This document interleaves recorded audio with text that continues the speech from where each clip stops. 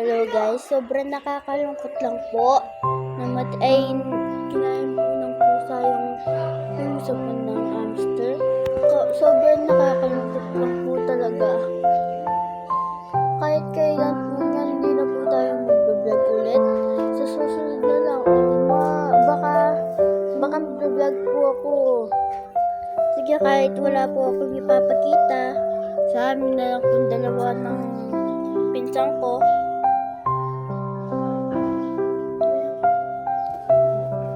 Sobrang nakakalungkot lang po. Papakita ko po sa inyo yung lagyanan ng isa. Wala po talaga as in, oh.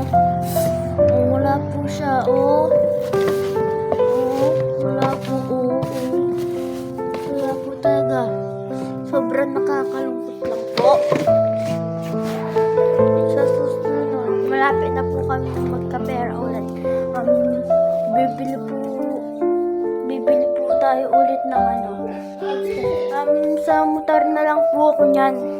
Malapit na rin pong pagawa yung motor ko. Wait lang po, mamaya na lang po, bye-bye.